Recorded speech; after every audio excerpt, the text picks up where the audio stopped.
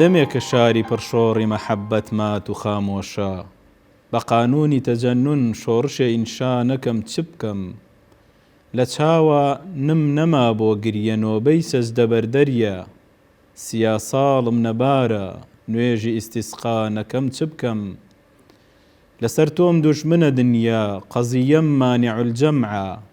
کە تەرکی تۆ نەکەم تەرکی هەموو دنیا نەکەم چ بکەم.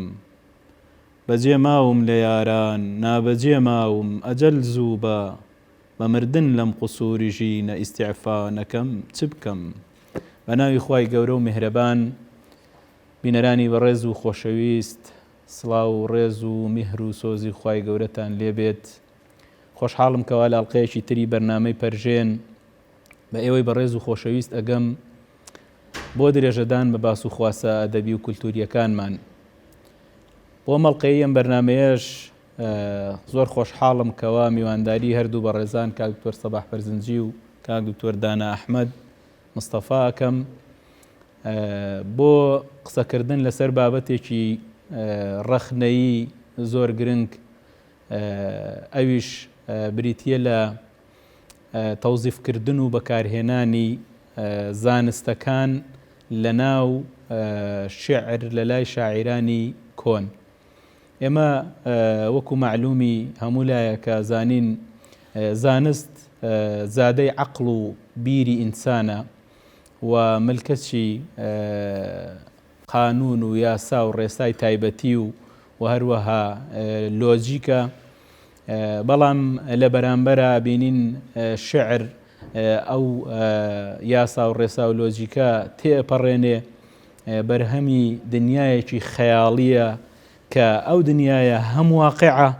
بەڵام بە تایپێکی خەیاڵی و بەو شێوەیە کە شعر ئەیخوازێ. جا کۆکردنەوە جەمع لە نێوان ئەم دوو بابەتەیە شتێکی زۆر گرانە، قورسە بۆ شاعیرێک کە نەتوانێ جەمع لە نێوانیانە بکە. بەڵام ئێمە ئەزانین زۆرێک لە شاعیرانی کۆن کە دەرچووی حوجرەکان بوون، هەموو جۆرە زانستەکانیان خوێندووە، لە زانستە شەرعی و زانستە پەتیەکانی شەروەها ڕیاضیات و فەلەک و لۆجیک و ئەو فەلسەفە و ئەو زانستانەشیان خوێندووە. ئەمە بووە بە پاشخانێکی گرنگ بۆیان بۆ ئەوەی لە ئەزمموی شعری خۆیانە بەکاری بێنن. جا ئەگەر شاعیر زۆر ورد نەبێ، زۆر توانای شعری نەبێ، بەڕاستی ناتوانێ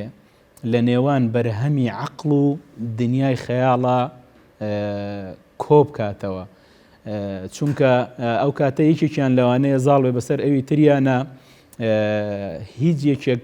لەو دوولایەنە نەتوانێ ئەو هەدەف و ئامانجەی کە هەیە بیپێکێ. بەڵام شاعیرانی کۆنی ئێمە توانیویانە ئەو پاشخانە زانستیە گەورە و فراوانەی کە لە ئەزمموی خوێندنی حوجرە و فەقیهەتیە کۆیان کردوتەوە، جارێکتر لە ئەزمموی شعریانە تەوزیفی بکەن، بەرهەمی بهێنن و بەرگێکی ئەدەبی و بەلاغی جوانی لەبەرکەن کەوا هەست نەکەی ئەمە بەرهەمی عەقڵە، چونکە هەتا لە عەقڵ نزیکەوینەوە لە شیعرا بەو شێوە تەقلیدی کە هەیە بێگومان شعریەت و جوانی لەناو ئەچێ. جا ئەمەوێ بابەتەکەمان کراوە بێ لەسەر هەموو شاعیرانی کۆن. کاک دکتۆر سەباح تیشک بخاتە سەر ئەو لایەنە، یاخود ئەتوانین هەر لەم قەسیدەی مەحویەوە کە خوێندمەوە بە تایبەتی ئەو بەیتەی کە ئەڵێ لەسەر تۆم دوژمنە دنیا قەزیەم مانیع الجەمعە، کە تەرکی تۆ نەکەم تەرکی هەموو دنیا نەکەم چ بکەم. ئێمە تەنیا لێرە قەزیەی مانیع الجەمع ئەبینین کەوا مەحوی بەکاری هێناوە. بەڵام ئایا لە پشتی ئەم قەزیەی مانیع الجەمعەوە چه علمێکی فراوان هەیە کاک دکتۆر، کە علمی لۆجیک و مەنتیقە و چەند قەزایامان هەیە کە ئەم شاعیرە خوێندوێتی، بەڵام لێرە تەنیا یەک دانەیانی لەم ئەزمونە شعریا بەکارهێناوە. بە ناوی خوا زۆر سپاس بۆ جەنابت و بۆ بەرنامەکەت و بۆ ستاوی ئامادەکردنی ئەم بەرنامەیە و هیوادارم سەرکەوتوو و بەردەوام بن بۆ خزمەتێکی شایان هەم بە ئەدەبیاتی کلاسیکی کوردی هەم بۆ ڕۆشنبیری ئێستای وڵاتەکەمان. خۆی لە ڕاستیە شاعیر پێویستی بە کەرەستەی زمانە. یعنی ئەو کەرەستەیی کە بەکاری هێنێ بۆ دەربڕینی ئەزمموی خۆی بریتە لە زمان بە هەموو لە قوپۆپەکانیەوە دیارە زمان ئاستی جیاوازی هەیە ئاستێکی ناو گشتی خەڵکی هەیە ناو ڕەمەکی خەڵک ئەبێ بەشێلەوەی تیاابێ ئاستی تایبەتیشی هەیە و ئاستی لە ناو تایبەتیشە زۆر دەستە بژێر هەیە شاعیرانی ئێمە نوخبەی خوێندەواری کۆمەلگای خۆیان بوون و شارەزایەکی تەواویان لە زانستەکانی سەردەمی خۆیان هەبووە بۆیە کاتێک کە چوونەتە مەیدانی شعر لە کەرەستەی زمانی عامی ئیسفادەیان کردووە بەڵام بەوەژ ئیکتیفایان نەکردووە چوونەتە ناو جۆرێک لە شعر کە پێوتێ شعر العولەما شعری زانایان یعنی شعرێک کە زانا لی تێگە ژعرێک کە زانا چێژی لێوەرەگرێ چونکە شعرمانەیە شعری میلیە هەموو کەسێکە تا ئەگەر ئاستی خوێنەواریشی بەرز نەبێ چێژی لێوەرەگرێ و لەبەری ئەکاوە لی تێگە بەڵام هەندێک شعرمان هەیە کە لە ئاستێکی بەرزی خوێندەواری لی تێگەی حتا لە زمانی عەرەبیە شعرەکانی ئیبن الفارس جیاوازن شعرەکانی ئیبن عەرەبی جیاوازن شعرەکانی ئەبولعەلای مەعەڕی جیاوازن شعرەکانی ئەبولفەتحی بوستی جیاوازن لە شعری کوردیشە ئێمە شاعرانی کلاسیکیمان کە دەستەبەند دەکەین جیاوازیان پۆلێنیانەکەین بۆ تەبەقاتی جیاواز ئەوانەی کە لە ئاستی لوتکەیان جاری وایە بە زمانی قسەیان کردووە تەنها خۆیان لە یەکتری تێگەشتون تەنها زاناکان تێگەیشتون لێکێ لەوانە مەحویە کێلەوانە نالیە مەولەویە مەلاچاکەکانمان مفتی زەهاوی مەلا عەبدوڵای بێتووشی شێخ معروفی نۆدێ مەولەنا خالید مجموعەیە قەسائیدیان هەیە کە بەعەمدی هەندێک مستەلەحاتی علومی جیاوازیان تێخستووە کە ئەگەر کەسێک ئەو سەقافەتەی نەبێ ئەو زانستانەی نەخوێندبێ ڕەنگە هەر نەزانێ باسی چیەکە بۆ نمونە لەسەر تۆم دوژمنە دنیا قەزیە مانیع الجەمع قەزی مانیع الجەمع چییە؟ یعنی خۆی لە زانستی لۆجیک دوو بەشی سەرەکیە بەشێکی باسی قەزیەیە بەشێکی باسی پێناسەیە پێناسەکان تعریفاتە کە پێوتێ مەبحەث التەسەورات کە تۆ وێنای شتەیەکەی ئەبێ بتوانی پێناسی بکەیت بابەتێک پێوتێ بابەتی تەصدیقات ئەم تەصدیقاتش دوو بەشە بەشی سەرەتاکانی پێوترێ القەضایە ئامانجەکانیشی پێوترێ الحجە کە قیاسە و استقرای و تەمسیل لە مەبحەسی قەزایە قەزیە کەدا پۆلێنی بۆ ئەکرێ لە زمانی عەرەبی لە لای زاناکان لای فەیلسوفان لای مەنتیقیەکان 538 جۆر قەزیەمان هەیە 538 جۆر ئەم تەنها نەڵێم تەنهایەکیانە قەزیە حەملیە یا شەرتیە لە ناو شەرتیە یا متصیلە یا منفەسیلەیە لە ناو منفەسیلەیە کرێ بە سێ بەشەوە منفەسیلەی حەقیقیە منفەسیلەی مانیعەت الجەمع لەگەڵ منفەسیلەی مانیعەت الخولو ئێستا بۆ نمونە کە تۆڵێ ئیتریان موجەبە بێ یاسالی بەبێ کێشە نییە چونکە قەزیە حەملیە بێ یا شەرتیە بێ بۆی ئەبێ بە موجیبە و سالی ئەمجا هەر کام لەمانەش تەقسیمەکرێ یا بە شەخصیە یا بە طەبیعیە یا بە مەحسوورە یا بە موهمەلە دوای هەر کام لەمانە تەقسیمەکرێ بۆ مطلقە و بۆ موجهە هەر کام لەمانە تەقسیمەکرێ بۆ محەسەلە و بۆ معدولە معدولەکە تەقسیمەکرێ بە سێ جۆر یعنی لە پشتی ئەم بەیتەوە ئەم هەموو یعنی کابرایەک ئەگەر قەزایی نەخوێندبێ لە منطقا نازانێ مانیع الجەمع چییە مانیع الجەمع وەیە مەساڵی ئەم کەسە ئەم شتە یا ڕەشە یا سپیە ناکرێم دوانە هەردووکیان ڕەشیش بێ و سپیش بێ ئەو مانیع الجەمع بەڵام بۆی هەیە هیچیان نەبێ ئەڵێ لەسەر تۆم دوژمنە دنیا قەزیە مانیع الجەمع یعنی چی یعنی خەڵگەڵێ یا بێت تۆم بوێ یا بێت دنیام بوێ ئێمەسە ناتوانم تۆیشم بێ و دنیاشم خورمژ ناکرێت تۆیشم بێ و دنیاشم بوێ کەواتە کە تەرکی تۆم پێ ناکرێ ینی ئیلا هەرەبێت تۆم هەبێ کەواتە واز لە دنیاێنم ئەمە قەزیەکە ئەوە ینی تۆ لە بینی دوو خیارە کە نەتوانی هەردووکیان کۆکەیتەوە ئەبەیەکیان هەڵبژێری من ناتوانم تۆیشم هەبێ و دنیاشم هەبێ کە تۆم هەڵبژار دەبێ واز لە دنیا بێنم کە دنیام هەڵبژارد ئەبێ واز لە تۆ بێنم کەواتە لێرامە ئیستیدلالێکی منطقیە کە ئیکات لە بواری شیعرە بەڵام تەوزیفیەکە بۆ باز لە خۆشەویستەکەی بۆ خیتاب لە خۆشەویست و لەسەر لە محبوبی ڕاستەقینە کە لێوا محبوبی مەبەستی خوای پەروەردگارە لەسەر تۆم دوژمنە دنیا قەزیە مانع الجەمع کە تەرکی تۆنەکەم تەرکی هەموو دنیانەکەم چی بکەم کەواتەمە جۆرێکە لە تەوزیفی منطق و زانستی منطق بەو پاشخانە معریفیەی کە هەیەی لە بوارێکی شیعریە ئیمامی شافعی لەو بارەوە هەیەی ئیمامی شافعیەتی ئەبولفەتحی بوستی هەیەی وحتا مۆلانا خالید هەیەی قەزەکە کاکتۆر ئەوە گرنگە یعنی منطق کە علمێکی صرف عقلیە یعنی هەموو شتەکانی حەدی و دیار و لەبەرچاوە لەگەڵ شعرا کە ئەم شاعیرە توانیوێتی کۆی بکاتەوە و بەرگێکی بەلاغی و جەمالی جوانیشی بەسرە بدا کەوا بکە ئەو جانیبە عقلیە وشکە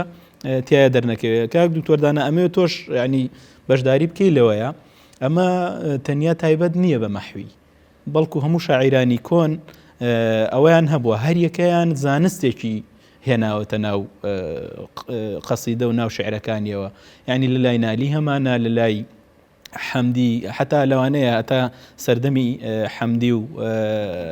کوردی و ئەوانیش هاتووە ئەمانیش کە دەرچوی حوجرە و بڵێن ئەو علمانیان خوێندووە ئەمە ئەگەر تۆش بتوانی بەشداریە بکەی لەسەر هەندێک لە علومی تر کە هاتبێتە ناو شعرەوە و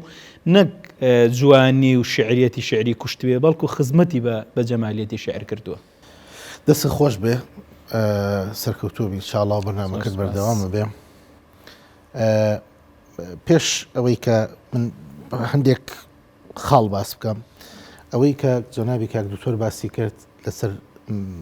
مانیعات الجەمع ئەشکرێ هیچیانی نەوێ ئەو مانیعەکە بۆ جەمعەکەیە بۆ خولونیە بەڵام بئەی قەسیدەکە مەجای ئەوە نایە کە هیچیانی نەوێ بێکیانی بێ بئەی ناو قەسید جەوی ناو قەسیدەکە مەجای ئەوە نایە ئەگەر نا وەکو ناحی علمیەکە مەجای ئاکە اختیاری هەمووی خیاراتی دژبەیەکە لە ناو قەسیدەکەیە ئەمە یەک دوو ئێمە کە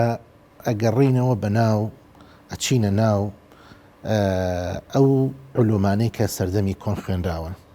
لە نەحو لە سەرف لە تەفسیر لە بەلاغە لە هەموو عیلمەکانی ناو بەلاغا فنونی بەلاغی ڕاستە ئەمانە عیلم بوون بەڵام تێگەیشتنی قوڵی شاعیرانی ئێمە وای کردووە کە بتوانن بیخەنە خزمەتی ئەفکاری خۆیان ئەمە زۆر گرنگە ڕاستە شعر خەیاڵە بەڵام خۆ تێکەڵبوونەوەی ینی کەرەستەی بە دروستکردنی خەیاڵ ئەبێ لە واقعەوە بێ زانی یەکێک لەو عناسیرانی کە لە واقعە هەیە عیلمە و باشترین کەرەسەش کە لەو سەردەمایە بەکارهێنراوە جوانترین کەرەسەش کە خراوەتە گەڕ بۆ جوانکردنی وێنەیەک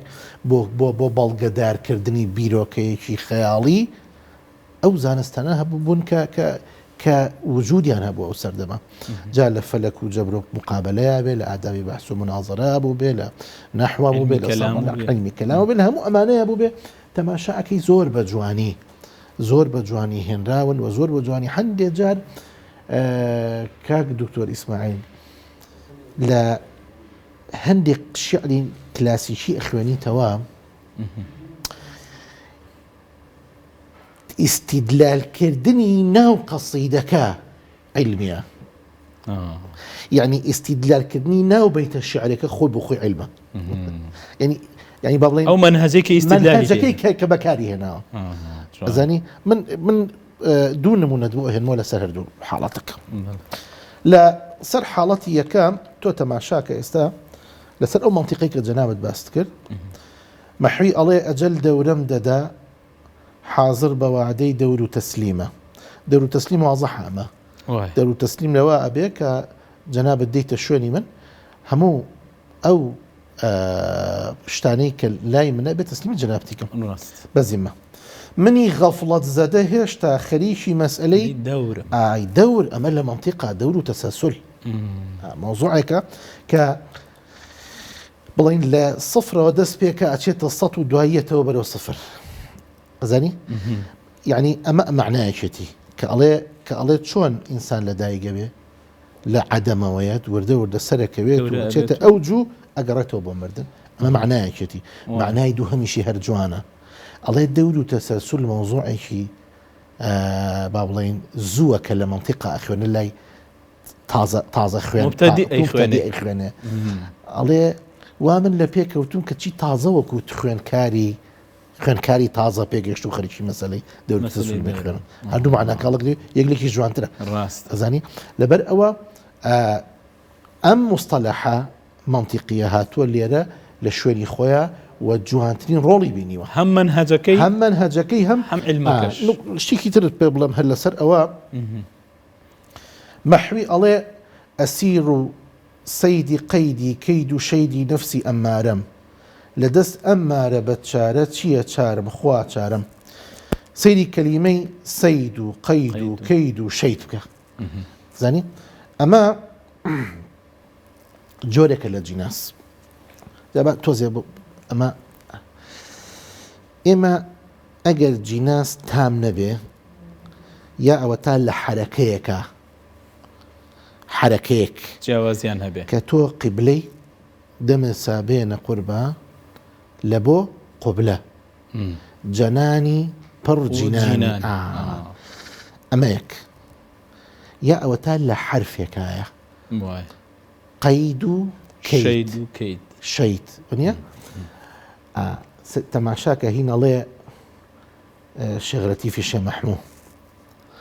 الله الدنيا دا بهيج كس بش ما بسته أوي ما يجيانا هذي دسته كدست دبو همو كس دوستو كسته قسو باس يعني وكو ما استاوي خسته كسته دسته أما حرفيك زين أمو استايانا شون هاتوا أسير سيدي قيدي كيد شيدي نفسي أمارم لدست أمارة بيتشارك باسي نفسي أمارة بسوء كاكا شون أمي بفرتو فيلو با لا ريا بردو هندي جار تماشاكا نالي شعري شي هي الله عجب استير شو هالدي لتاوي خسروي خاور لروي توم ديده هالنايا شو روش قرشي بيزارم چەند جوانە خسروی خاوەر ئەمە کینایە لە ڕۆژ باشە ئەڵێ شەو ڕۆژ کە ئاوا ئەبێ کە خسروی خاوەر ئاوا ئەبێ نامێنێ کە شەو هاو ئەستێرە دەرەکەوێ کەچی من شەو ڕۆژ خەریکم نە لە شەوە ئەتوانم دەرکەوم لە ڕووی تۆ نە ڕۆژە ئەتوانم دەرکەوم ئەزانی عەجەب ئەستێرە پێم سەیرە شتە ڕوئا هو علمي فلكة بەڵام زۆن وێنەی لێ دروست کردووە مثلا لەمە تۆزێ ئەگەر ورتر بینەوە ورتر دیقەت بە فەنی ئیستیخداممان هەیە لە بەلاغا کە سێ جۆری هەیە بن باسی یەک جۆری یەکەم یەک نەوەی باز دەکەم ئیستیخدام بەکوورینەوە نەوە بەکارهێنان وای ئەڵێ نالی لە بەیتێکە ئەڵێ ڕەنگی زەرد و سووری خەوف و خەجڵەتی ئاوی حەیای واتکا و ئەرجوو دەکەن عەفوی بکە وەک عەبدی خۆی ئەمە ئەگەر بێت و وردی کەینەوە لە معنایە ئەڵێ ڕەنگی زەرد و سووری خەوف و خەجڵەتی ئەمە ڕەنگی سوور و زەردەکە خەجاڵەتی کردو خەجاڵەت گوناهبار باشە کورد ئەڵێ ئاوی حەیای تکاوە بەنیە ڕەنگی زەرد و سووری خەوف و خەجڵەتی ئاوی حەیای واتکا بۆیە ئەرجوو دەکەن عەفوی بکە وەک عەبدی خۆی خەر لەگانەوەی کەژەڵک دێ ڕەنگی زەرد و سووری خەوف و خەجڵەتی ئاوی حەیای خەجاڵەتی ئاوی حەیای ئەم زەلامە کە ڕەنگی سوور و زەرد بووە وا تکا و ئەرجوو دەکەن عەفوی طبعا نالی چەند بەیتێکی کەشی هەیە قیمەتی ماچێکی 200 کیسەی پارە و نیمە غێری 1 کیسەی 100 پارە لە گیرفان زۆر جوانە. ئەم مەوزوعی پارە بە معنای پارە بۆ معنای پارە بوون بابوو. ئەو نیمەی بە دوو معنا بەکارهێناوە. ئێمە لە لەهجەی کوردیە هەمانە ئەڵێت سعات 12:30 ناڵێ نیوە 200 کیسەی پارە و نیمە 200 کیسە و نیوە یان 200 کیسە و من نیمە غێری 1 کیسەی 100 پارە لە گیرفانمە. بەڕاستی کە وردی ئەەکەیتەوە ئەم قەسیدانە و شێوازی تەوزیفکردنی ئەو مستەلاحە و ئەو فکرە عیلمیانە لەناو ئەم قەسیدانەیە ئەوەندەی تر ئینسان تەزەوقی جوانی و تەسەوقی ستاتیکای ئەم شعرانەکە. یەکشت هەیە من نەوەک دوای بوارنە بێ باسی کەم یافکردنەوەنێ حەزەکەم باسی کەم ئێستا ئەویش ئەوەیە وەزیفەی ئێمەیە بەڕاستی جەنابی کاک دکتۆر پێش هەمومان طبعاً ئێمە ئەو تەلەزوزەی کە خۆمان ئەو چێژەی کە خۆمان وەریەگرین چۆن بیگەنینە خەڵک بەڕاستی خەڵک ڕەنگە بەشێکی زۆری توانای ئەوەی نەبێ بگاتە ئەم هەر سەردەمەکە ژوای لێ هات ئەم بەیونانی نەگەیوت ڕەنگە نەتوانێت بگا بەڕاست یعنی ئەو مەوجەی ڕووکەش گەراییەی کە ئێستا هەموو دنیای گرتوتەوە ئەم مەوجەی سەطحیەتی کە ئێستا بە هەموو دنیا بڵاو بۆتەوە و ئێستا من و تۆ لە پێش هەموو کەسێکا بین کە مووقعێکی فەیسبووکە کرێتەوە بە ناوی شاعیرانی کلاسیکی و شعرانی کە تیانوسێتەوە هەمووی غەڵەتە ئەزانی یا هەمووی بە غەڵەت معنان کراوە. لەبەرەوە بەڕاستی وەزیفەی ئێمە ئەم چێژە بگێرینە ئەم جیلە و بیان گەڕینەوە سەر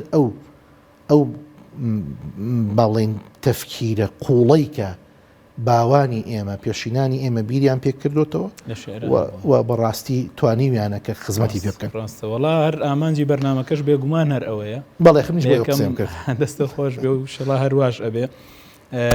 پێشەوەی درێژە زیاتر بە گفتوگۆکەمان بین ناوبڕێکی کوردوەر ئەگرین تا دواتر ئەگەڕێنەوە بۆ درێژەدان بە قسە و باسەکەمان.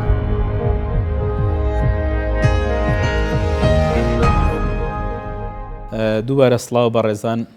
بەردەوامە بین لە قسەکردن لەسەر بەکارهێنان و تەوزیفکردنی زانستە جۆرە و جۆرەکان لەلایەن شاعیرانی قەدیم و کۆنەوە و باسمان لەوە کرد کە ئەم بەیتە شیعرەی کە ئێمە ئیخوێنینەوەیەتە بەردەستمان وەکو لووتکەیەک وایە کە ئێمە ئەیبینین بەڵام لە پشتیەوە شاخێکی گەورە لە زانست و لە معریفەت هەیە کەوا وایان کردو بەرز بێتەوە بگاتە ئەو لووتکەیە و ئێمە بیبینین. بەڕێزان نمونەی زۆریان هێنایەوە پێم خۆشە کاک دکتۆر سەباح درێژە بەو بابەتە بە و باسی ئەوەش بکە کە ئەم شاعیرانە کە هەمویان شاعیری لووتکەن هەمویان شاعیری گەورن چۆن توانیویانە بگەنە ئەو مەرتەبەیە کەوا ئەم زانستە جۆرە جۆرانە بەکاربێنن لەو شعرانەیانە و شعری جوان تەقدیم بکەن بە خەڵکی. ئەبێ ئێمە چەند پێشەکیەک بزانین ینی پێشەوەی وەڵامی ئەو پرسیاری جەنابەت بەمەوە ئێمە مەجموعەیەک ڕاستیمان هەیە. یەکەم شاعیر دەڕبڕی ڕۆحی نەتەوە و زمانەکەیەتی. دووهەم شاعیر هەڵگری پەیام و ڕۆشنبیری میلەتەکەی خۆیەتی.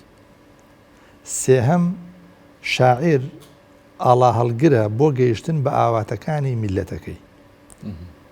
چوارەم شاعیر ئاوێنەی مەعاریف و ڕۆشنبیری عەسری خۆیەتی. ئەبە مقەدیماتانە شاعیرێکی گەورە دروستە بێ. شاعیری گەورە ئەوەیە کە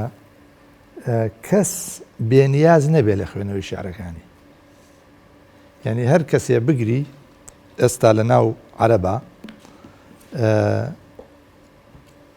لە شعری متەنەبی چێژ وەرەگرێ دەرس وەرەگرێ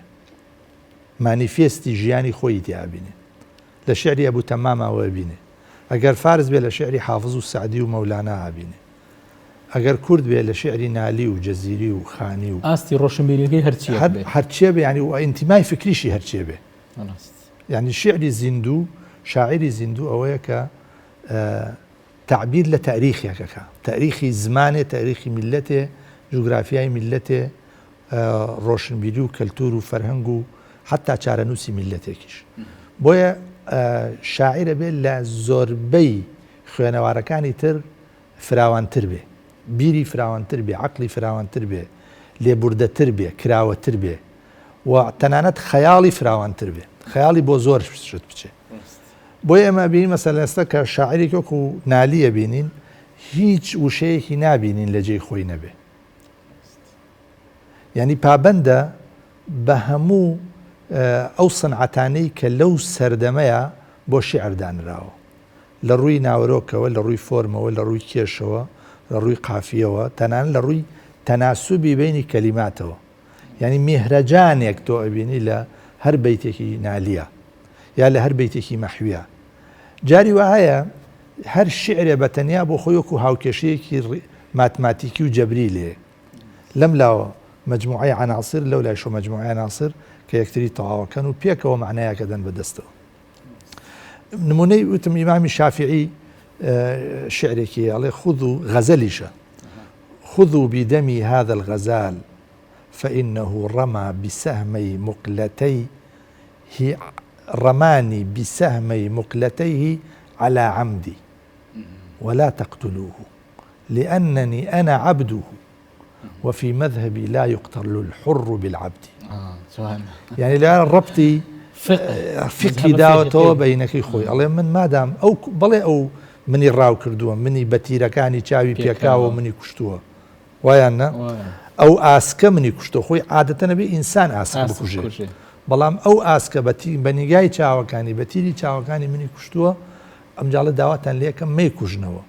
چونکە من عەبدی ئەوم، لە مەزهبی منە حوڕ بە عەبد ناکوژێتەوە، دیارە لە مەزهبەکانی ترا حوڕ بە عەبد دەکوژرێتەوە. ئەمە لێرە یا تەماشاکەی ئیهام و تەوریەیەکی تایە،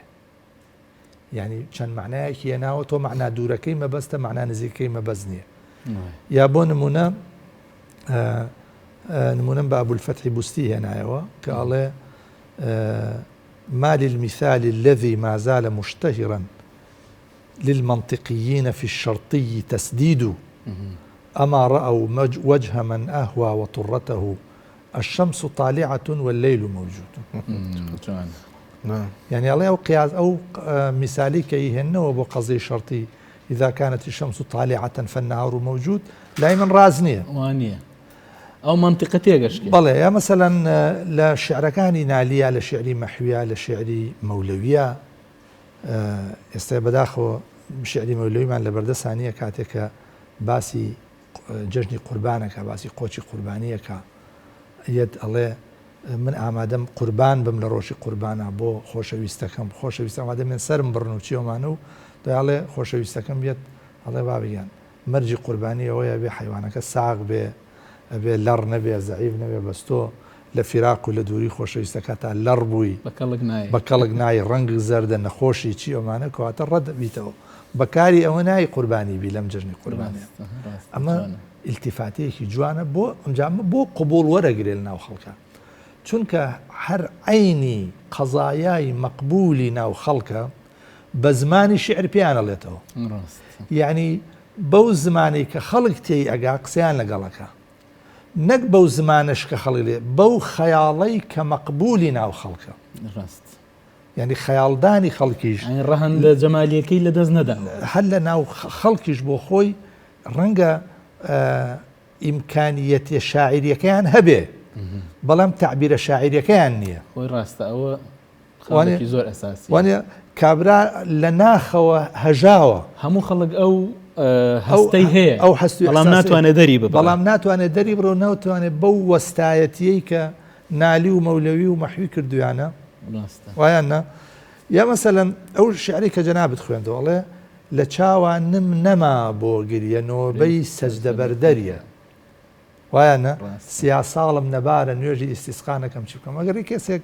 ئیلتیفاتەیەک تاتێ ینی ئاورت پێداتەوە لە فقه لە فقی عیبادات لە ناو فقی عیباداتە بۆ نوێژە بارانە نوێژە بارانە بێت چۆ بکرێم جاڵێ لە چاوان نم چاو مشک بۆی تر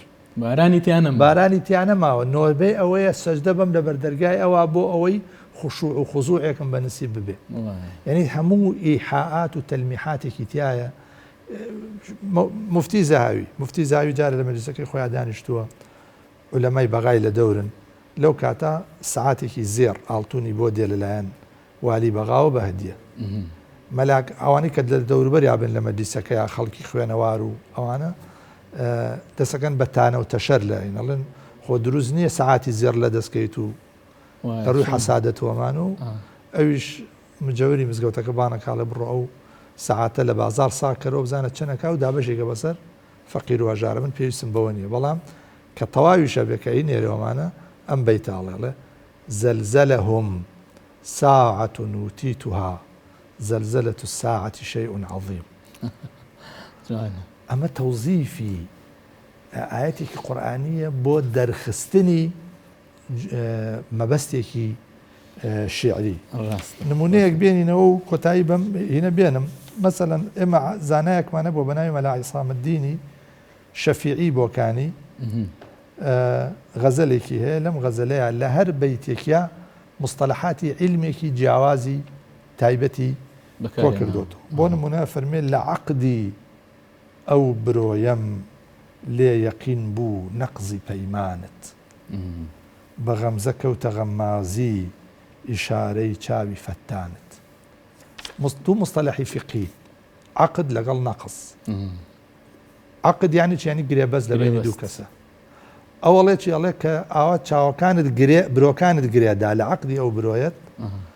لێم یەقین بوو نەقزی پەیمانت ئەو پەیمانەی کە زووتر دابوت بەو عەقدی برۆیەتە ئەو عەقدە دەڵۆشانەوە یا مەسەلەن ئەڵێ بە سوغڕای ئەو دەمە و کوبڕای چاوت مەطلەبێکم بوو لە عورفی کوردەواریە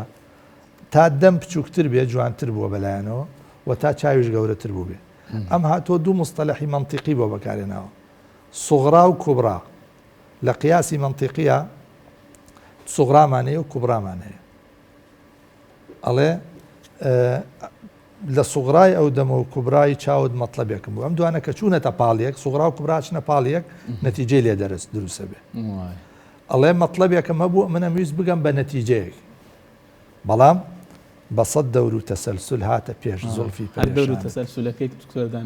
ئەڵێ دەور و تەسەلسول مەبەس ئەڵێ نەمزانی دەورەکە لە چیایە ئەڵێ چاوەکە ئیوت دەم پێشخە دەمەکە ئیوت چاو پێشخە ئەمە تەماشاکەی هونەرنماییەکی جوانی کردووە لەو غەزەلەیەدا کە ئەو زانستانەشی بەکاری تقریبا ئەمە چییە ئەمە شعری نوخبەیە شعری عولەمایە بەڵام ئێمە ڕەنگە تەسەور کەین سەردەمێک بێت خەڵک هەمووی ئاسی ڕووناکبیری بچێتە سەرەوە نمونەی لەوەمان زۆر بێ ممکنە تەوەقوعکەین سەردەمێک بێ ئاسی ڕووناکبیری بێتە خوارەوە ئەو کاتە تا ئاستی وشیاری دەستە جەمعی خەڵک فراوانتر و گەورەتر و هەراوتر و زیاتر بێ مصطلحاتی زیاتریشێتە ناو شیعر لە فارسا یەکێ لە شاعرە گەورەکانیان ئەحمەدی شاملووە ئەحمەدی شاملوو ڕۆشنبیەکی زۆر فراوانی هەبوو لە کوردی خۆشمانە مەولەوی قامەیەکی شیعری گەورەیە مەلای جەزیری مەلای جەزیری کە بەراوردیەکەی بە حافظەوە لە هەندێک شوێنە پێش حافظ کەوتووە چونکە ئەو ئیستیعارە و تەشبیهاتی کە ئەم هێناوێتی چۆتە ئەو دیوی تەشبیهات و ئیستیعاراتی حافظەوە سەکاوتۆر طبعا ئەو زانستە قوڵانە نا یعنی ئێمە من ئەم بەیتەی نالی کەوتە بەرچاوم تەنانەت هەندێک لە زانستی زۆر سادە و ساکاریش کە کاتی خۆی خوێندویانە مەسەلەن علمی مەقامات کاتی خۆی خوێندویانە مەقاماتی سەوتی و چەند جۆر مەقام هەیە و ئەوانە نالی لە ئیلتیفاتەیەکە بەکاری هێنێ باسی واقعی سەردەمی خۆی ئەکا کە لە فەقیەکانی ڕازینی ئەڵێ مستەوای علمیان دابەزیوە و سەردەم ئاوای لێ هاتووە و ئەڵێ من لەوانەیە سەری خۆم هەڵگرم بڕۆم بەرەوە حیجاز لەبەرەوەی لێرە خەڵک ئاوای لێ بەسەر هاتووە بەڵام لەوێ یەک بەیت ئەهێنێ علمی مەقاماتی وەکو ئەڵێ تێکەڵ ئەکا و بە عابری ئەڕوا ئەڵێ تاالبی ڕاهی حیجازم لە مخالیف هەڵدەن بێنەوە قەلبی حەزینم قووەتی بەندی نییە ئێمە تاالبی ڕاهی حیجازم بڕۆم ئاڵێ من بڕۆم هەر کەسێکیش مخالیفە وازی لێبێنن بێنەوام من دڵم یعنی بەڵێ هیچ قوتی بەندی نییە بەڵام لە لایەکی ترەوە بینی ئەمانە هەمووی مەقاماتن لە سەوتە حیجاز مەقامێکی زۆر گەورەیە مخالیف مەسەلەن فەرع مەقامێکە لە سێگا نەوە فەرعێکە لە مەقامی نەهاوەند ئەوانە هەر لە شوێنی خۆشیە بەکاری هێناوە یعنی هەم لەوانەیە حیجازە واقعیەکە بێ هەم لەوانەیە مەبەستی مەقامی حیجاز بێ ئەڵێ من طالبی مقامی حجازم حەزم لە مەقامی مخالیف نییە بەبێ مەقامی نەوە مەسەلەن قەلبی حەزینم قووەتی بەندی نییە یعنی نەک هەر ئەو عیلمە قوڵانە بگرە عیلمە سادە و ساکارەکانیش کە لە چاوەوانی ترە حضوریان هەیە جا دکتۆر دانا پێم خۆشەوەکو کۆتا قسەی بەرنامەکە شارەتێک بی بە وەڵام من بەیتێکی نالی هەیە زۆر جوانە ئەوە تەگە فریاکەوتین بەیتێکی کەشەیە لەوانەیە فرەیەکی هەمووی هەر جوانە ئەڵێ جان بەر لەبی بۆ سەی لبت عاشقی زارت فالبائس يستوهب من فيه معاشا ئەڵێ جان بەر لەبی بۆ سەی لەبتە ئەڵێ گیانم گەیشتۆتە سەر لێوم لە دەرچوونایە ئەمە قسێکێ ئەڵێن گیان لە دەمەوەیەتە دەرەوە بۆیە عاشقی زارتە عاشقی زارتە يعني عاشقي دمي تويه فالبائس بائس اسم فاعله يبوسه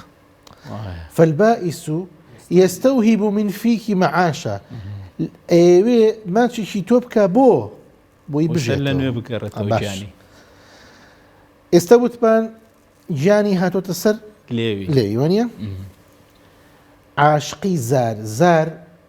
معناه كشي هيك بيزاريه يعني آزار باشا فالبائس بائس ناؤميدة كسي ناؤميدة أكرم أشكر نبي ناؤميد به أيوانيا يستوهب من فيك لتو أبارتو كمعاشي بيته كبي بجيته لبن أوا كان جوانا مثلا دوم على